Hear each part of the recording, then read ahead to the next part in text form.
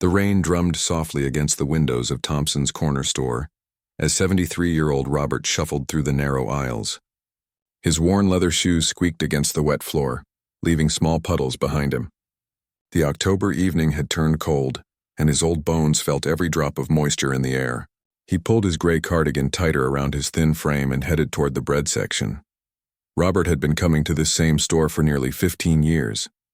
Ever since his wife Helen passed away, these daily trips had become his routine.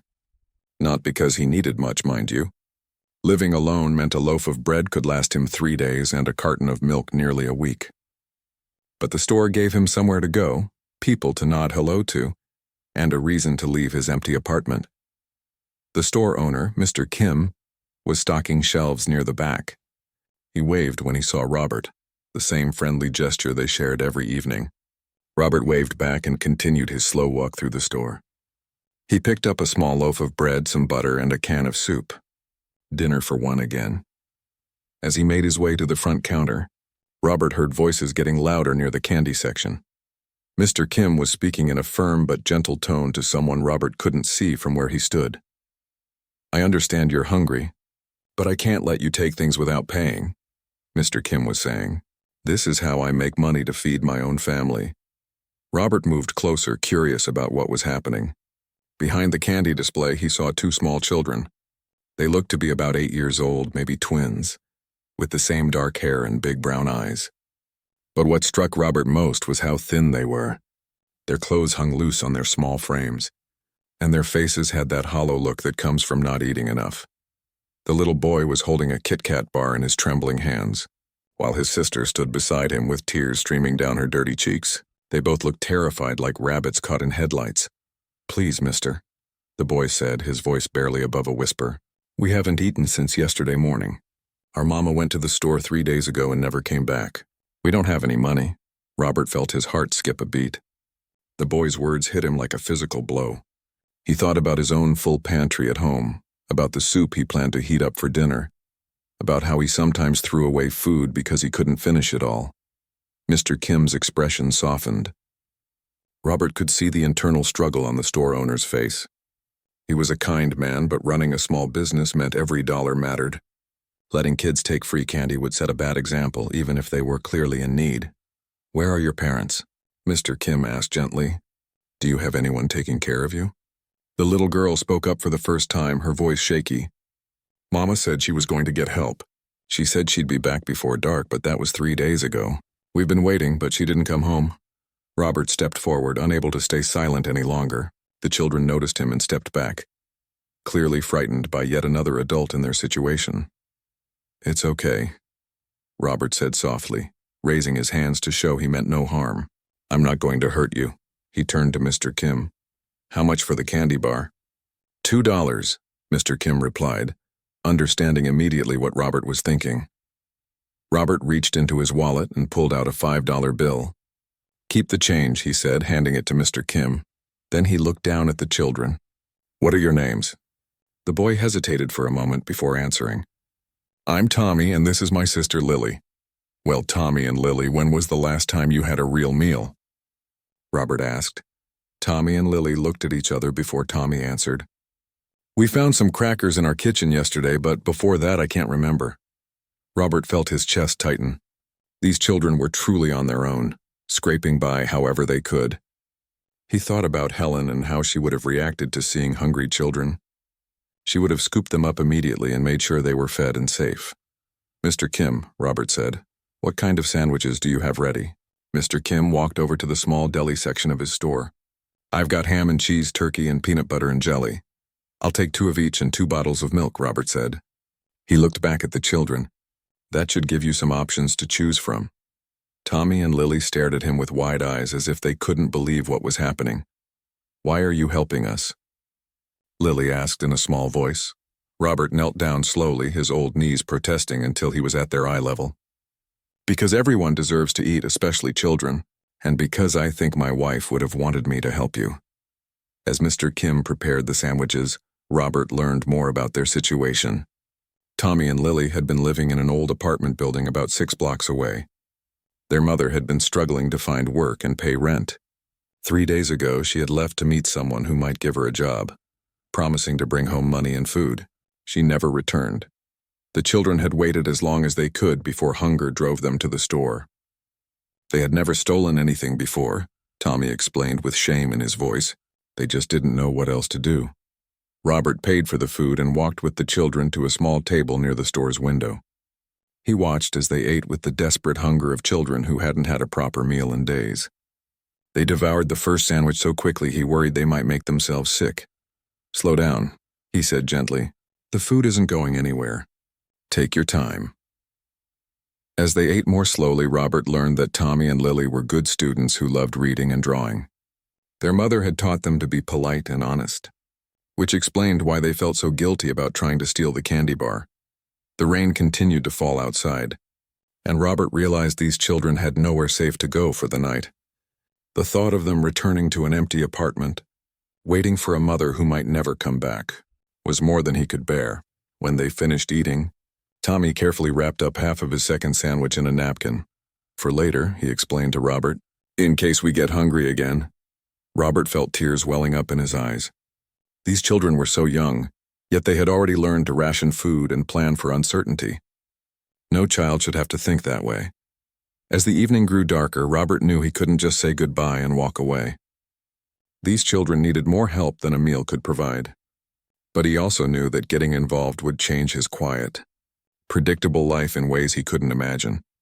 He looked at Tommy and Lily, saw the hope and fear mixed in their young faces, and made a decision that would alter all their lives forever. Robert barely slept that night. Every time he closed his eyes, he saw Tommy and Lily's faces, the way they had eaten those sandwiches like they were the most precious things in the world, the careful way Tommy had wrapped up half his food for later, the fear in Lily's eyes when she talked about their missing mother. He had walked them back to their apartment building the night before. It was an old, run-down place with broken windows and graffiti on the walls, the kind of building where landlords didn't ask too many questions as long as the rent was paid. Tommy had led him up 3 flights of creaky stairs to apartment 3B. The door was unlocked. Inside, the small apartment was barely furnished. A couch with springs poking through the cushions, a small television that looked like it was from the 1990s, and a kitchen table with one wobbly leg. The refrigerator hummed loudly but was nearly empty except for a container of spoiled milk and some wilted lettuce. "This is where we live," Lily had said quietly, as if apologizing for the condition of their home. Robert had wanted to do more, to somehow fix everything right then and there, but he was just one old man with a small pension. What could he really do? He had given them his phone number, written on the back of a grocery receipt, and made them promise to call if they needed anything. Now, sitting in his own apartment at 6 in the morning, Robert couldn't stop thinking about those children sleeping alone in that cold, empty place. He made his usual cup of coffee but couldn't drink it. His stomach was tied in knots. By 8 o'clock he couldn't wait any longer. He put on his jacket and walked to the small grocery store near his apartment. He bought eggs, bread, milk, cereal, fruit, and sandwich meat. More food than he usually bought in a month. The cashier gave him a curious look but didn't ask questions. The walk to Tommy and Lily's building seemed longer in the daylight. The neighborhood looked even more run down than it had the night before. Broken glass littered the sidewalks, and several of the surrounding buildings had boarded up windows. Robert climbed the 3 flights of stairs, his breathing heavy by the time he reached the top. He knocked gently on apartment 3B. For a moment there was no answer, and he worried something had happened to the children during the night. Then he heard small footsteps, and the door opened a crack. Lily's eye appeared in the gap, and when she saw it was Robert, she quickly opened the door wider. "Mr. Robert," she said, her face lighting up with a smile that made his heart skip a beat.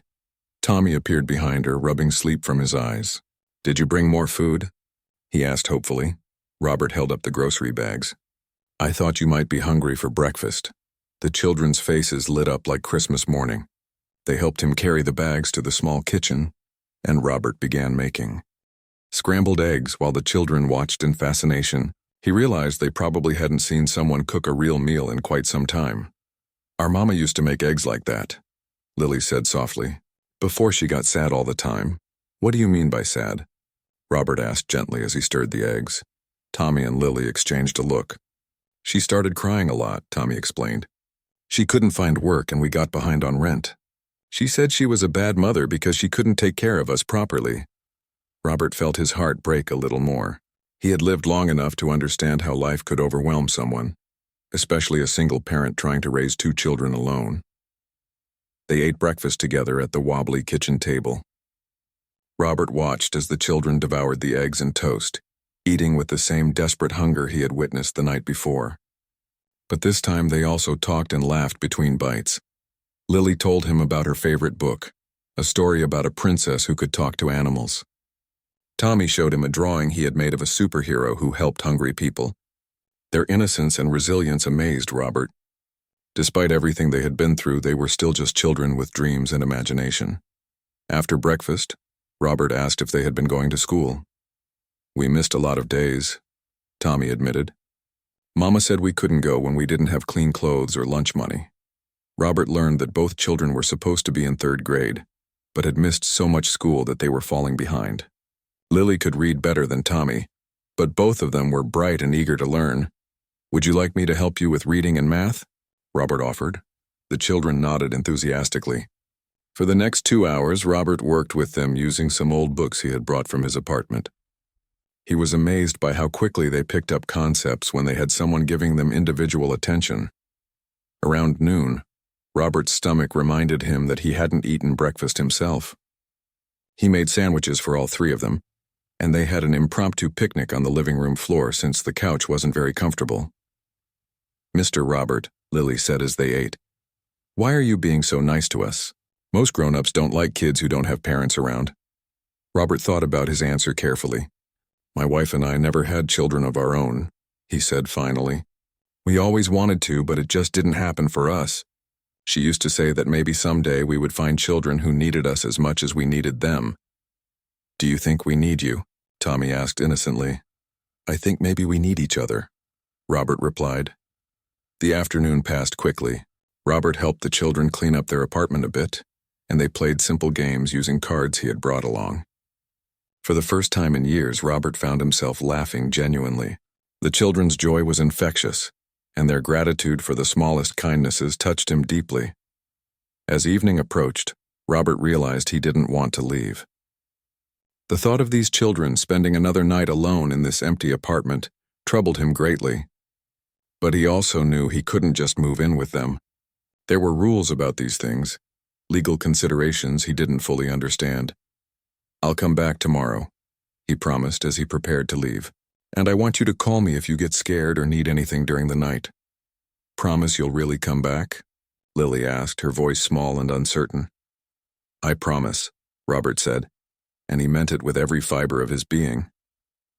Walking home that evening, Robert's mind was spinning with thoughts and possibilities. These children needed more than just daily meals and reading lessons.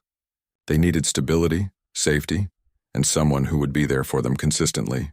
Their mother had been missing for 4 days now, and with each passing day it seemed less likely that she would return. That night, Robert sat at his kitchen table with a cup of tea and a notepad. He began writing down everything he could remember about resources for children in need. Social services, food banks, educational programs. He had never needed to know about these things before, but now they seemed like the most important information in the world. He also found himself thinking about his own life. His quiet, predictable routine suddenly seemed empty and meaningless compared to the joy he had felt spending the day with Tommy and Lily. For the first time since Helen died, he had a reason to wake up excited about the day ahead. But he also knew that caring for 2 children would be the biggest challenge of his life. At 73, was he too old to take on such a responsibility? Did he have the energy, the resources, the knowledge needed to help these children properly? As he prepared for bed, Robert looked at a framed photo of Helen on his nightstand. "What would you do, sweetheart?" he whispered to the picture. He thought he could almost hear her answer in the quiet of his bedroom. She would do whatever it took to help those children, regardless of the challenges, and deep in his heart, Robert knew that's exactly what he was going to do too. For 5 days, Robert had been visiting Tommy and Lily every morning, bringing food and staying until evening. Each day, he fell more in love with these brave little souls who faced each challenge with such courage. But each night, Walking back to his own apartment, the weight of their situation pressed heavier on his heart. On the 6th morning, everything changed. Robert arrived at the apartment building to find Mrs. Rodriguez, the building manager, standing outside with a man in a dark suit. The man was taking pictures of the building and writing notes on a clipboard. "Excuse me," Robert said, approaching them carefully. "Is everything all right?" Mrs. Rodriguez shook her head sadly. "The city inspector is here. Too many complaints about this building. Broken heating, electrical problems, water damage. They're giving us 30 days to fix everything or they'll condemn the building." Robert's heart sank. What about the tenants? Where will they go? "Most have already left," the inspector said, overhearing their conversation. "There are only 3 apartments still occupied. We've been trying to reach the families to help them relocate, but one apartment seems to have children living alone. That's not safe, especially with winter coming." Robert knew immediately which apartment he meant. "What happens to children in that situation?" "Child Protective Services will need to be involved," the inspector replied. "Can't have kids living in unsafe conditions without proper adult supervision." As the inspector continued his work, Robert climbed the stairs to apartment 3B with trembling hands. He found Tommy and Lily huddled together on the couch, having heard the commotion downstairs. "Mr. Robert," Lily said, running to him with tears in her eyes, "are they going to make us leave?" Robert knelt down and pulled both children into a gentle hug. "Everything's going to be okay," he said, though he wasn't sure how. Over breakfast, Robert explained what he had learned downstairs. The children listened with wide, frightened eyes. "What's going to happen to us?" Tommy asked quietly. Robert took a deep breath. He had been thinking about this moment for days, knowing it might come. There are people whose job it is to help children who don't have parents taking care of them. They'll try to find you a safe place to live. "Will they keep us together?" Lily whispered. "I don't know, sweetheart. I hope so." The fear in their eyes broke Robert's heart. He spent the morning trying to keep them distracted with reading and games, but the anxiety hung over all of them like a dark cloud. That afternoon, there was a knock on the door. Robert opened it to find a woman in her 40s wearing a professional outfit and carrying a briefcase. "Hello, I'm Mrs. Patterson from Child Protective Services. I received a call about children living here without adult supervision." Robert's mouth went dry. The moment he had been dreading was here. Mrs. Patterson was kind but direct.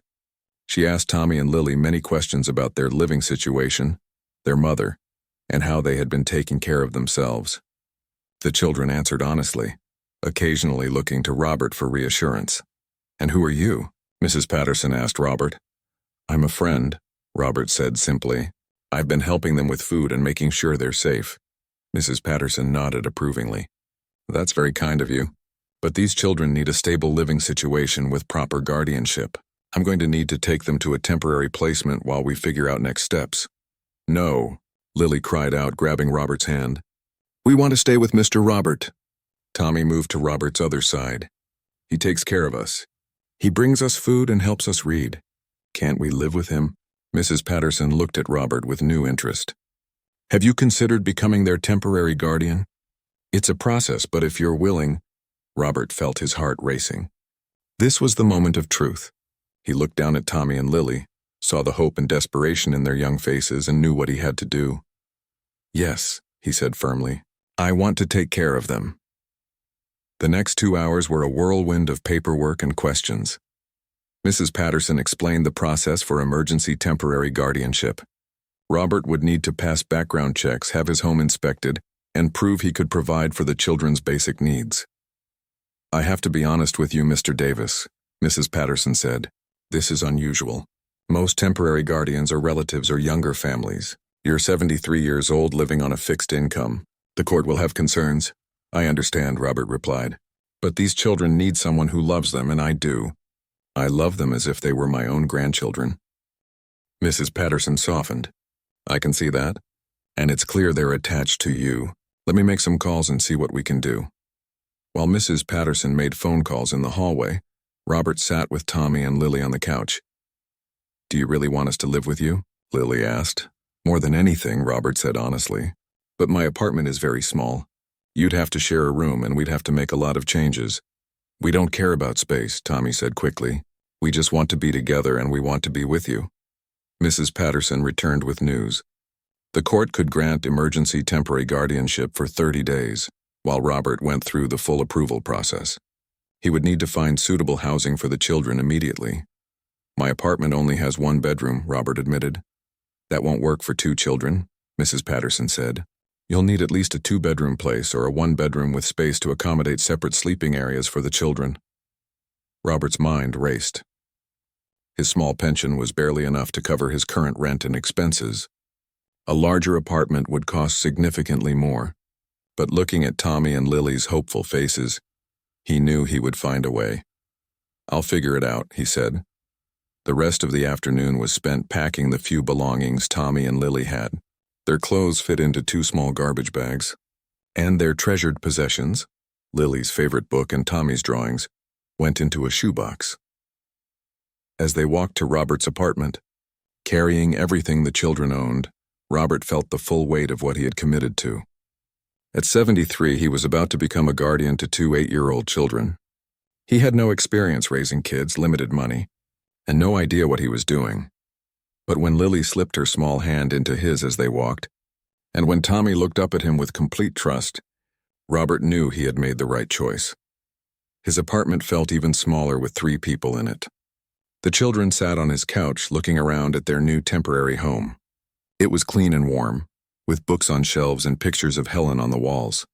"Is that your wife?" Lily asked, pointing to a photo. "Yes, that's Helen. She would have loved you both very much." That evening, Robert made dinner for 3 instead of 1. The children helped set the table and talked excitedly about their new living arrangement. For the first time in days, they seemed relaxed and hopeful. But as Robert lay awake that night on the couch, having given his bed to the children, reality set in. He had 30 days to find a larger place to live, complete the guardianship process, and prove to the court that he could provide a stable home for Tommy and Lily. He thought about his small savings account, his monthly pension check, and the challenges ahead. Then he thought about the children sleeping peacefully in his bedroom, trusting him to take care of them. Robert had never been more scared or more determined in his entire life. These children had already changed him in ways he couldn't have imagined. Now it was time to see if he could change their lives in return. The first week living together was harder than Robert had imagined. His 1-bedroom apartment, which had felt cozy when he lived alone, now felt like a shoebox. Tommy and Lily were wonderful children, but they were still children. They had nightmares that woke them up crying. They left toys scattered around the small living room. They asked dozens of questions every day, and sometimes Robert felt overwhelmed trying to keep up. The biggest challenge came on Wednesday morning when both children woke up screaming from bad dreams at 3 in the morning. Lily had dreamed that their mother had come back but couldn't find them.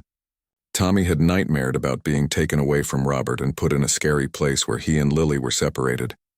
Robert sat on his bed between them, gently rubbing their backs as they cried. "What if Mama comes back and we're not there?" Lily sobbed. "What if she thinks we don't love her anymore?" Robert's heart ached for these children who were carrying such heavy worries on their small shoulders. "If your mama comes back, she'll be so happy to know you're safe and being taken care of. That's what every parent wants for their children." "But what if the court people decide you can't keep us?" Tommy asked through his tears. "Then we'll figure out what to do next," Robert said gently. "But right now you're here with me and you're safe. That's what matters." It took 2 hours to get the children back to sleep. Robert dozed fitfully on the couch for the remaining few hours before dawn, his old back aching from the uncomfortable position. The next morning brought new challenges. Robert realized he had no idea how to braid Lily's hair for school, and Tommy's shoelaces came untied 3 times during breakfast because Robert had forgotten how to tie them properly for small fingers. "Let me help," said Mrs. Chen, his elderly neighbor, who had knocked on the door with a plate of fresh cookies. She had heard the children crying during the night and wanted to check if everything was okay. Mrs. Chen turned out to be a blessing. She had raised 4 children of her own and still remembered all the little tricks that make life with kids easier. She showed Robert how to braid Lily's hair, taught him the proper way to tie shoelaces so they stayed tied, and gave him tips for getting children ready for school more efficiently. "The first month is always the hardest," she told Robert as she watched him clumsily attempt to pack school lunches. "You're all learning how to be a family together." School registration was another mountain to climb. Robert spent an entire day at the elementary school office, filling out forms and trying to explain his unusual situation to administrators who kept asking for documents he didn't have. The children had no medical records, no previous school transcripts, and no emergency contacts besides Robert himself. "This is highly irregular," said the school principal, Mrs. Foster. "We need proof of guardianship, vaccination records, and previous academic records before we can enroll them." Robert felt his frustration rising. These children haven't been in school for weeks. Every day they miss is another day they fall further behind. Surely there's some way to get them started while we sort out the paperwork. Mrs. Foster studied Robert's face and seemed to see something there that convinced her. "Let me make some calls. Maybe we can work something out temporarily."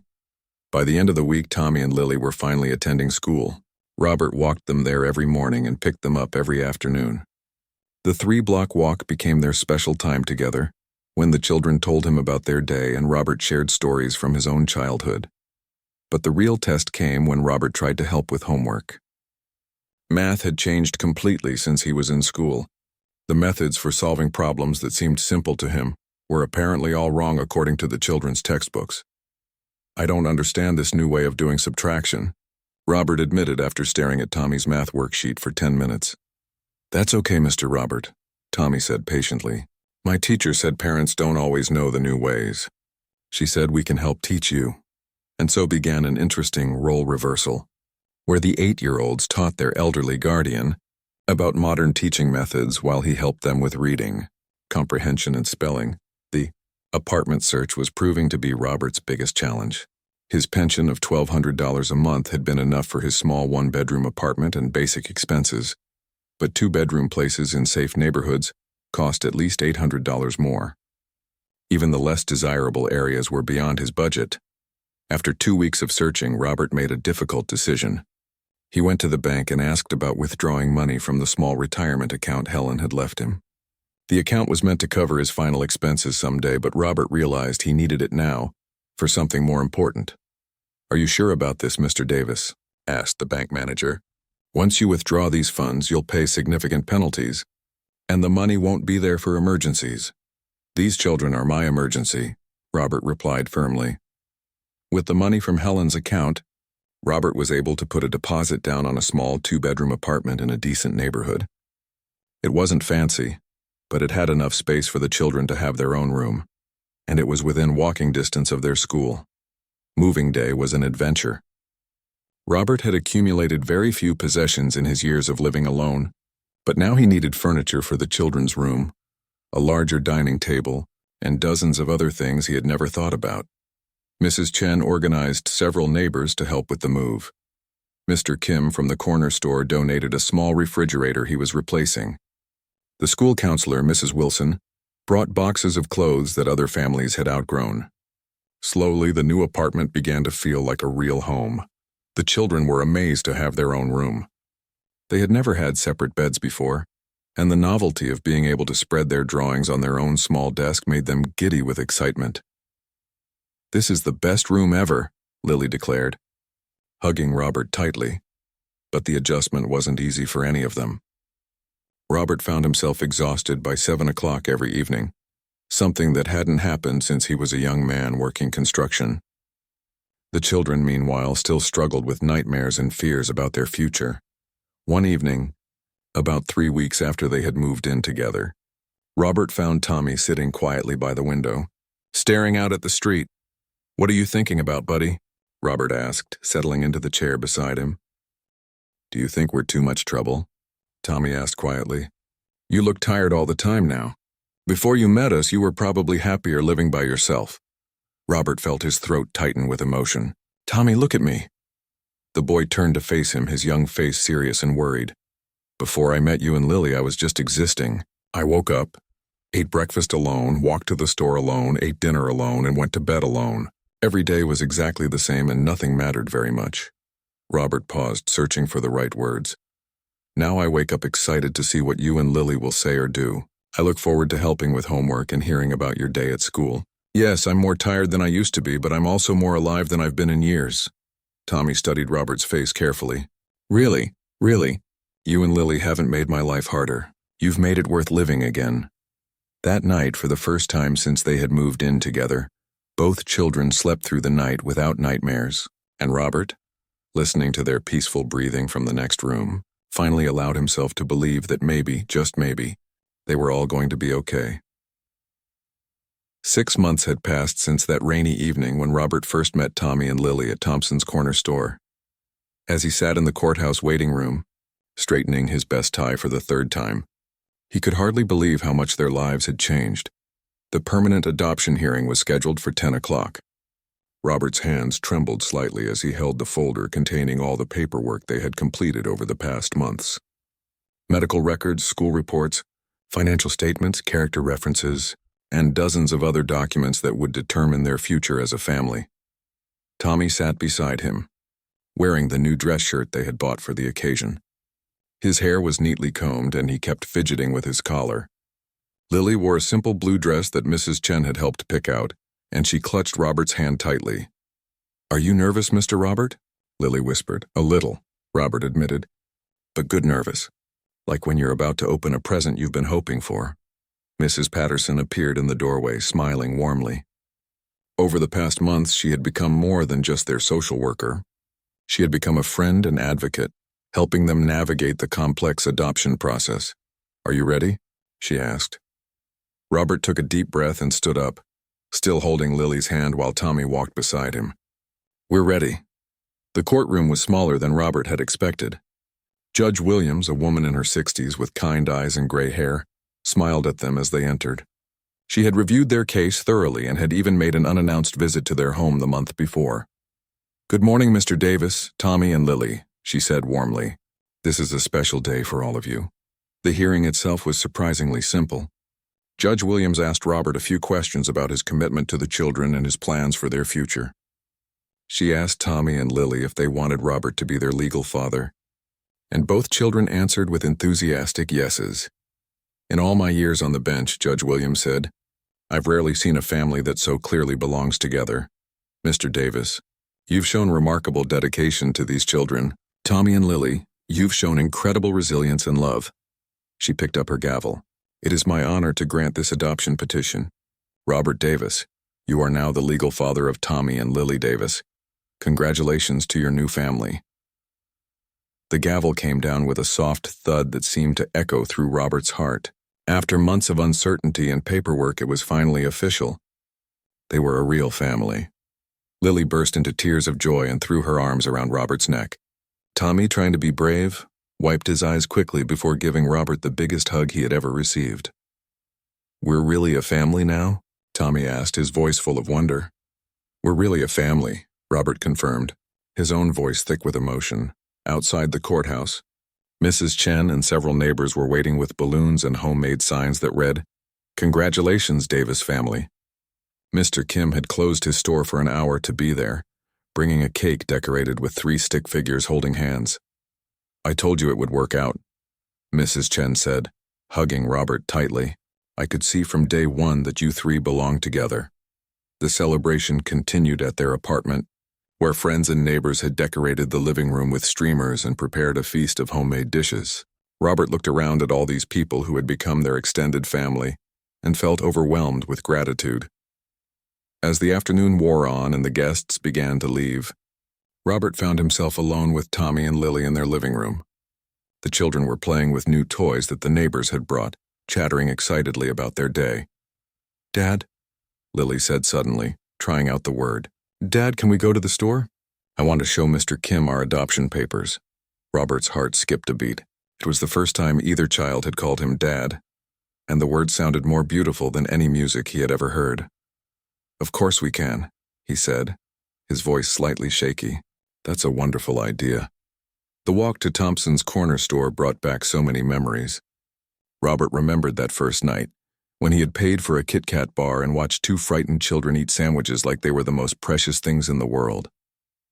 Now those same children walked beside him, chattering happily about their friends at school and their plans for the weekend. Mr. Kim's face lit up when he saw them coming.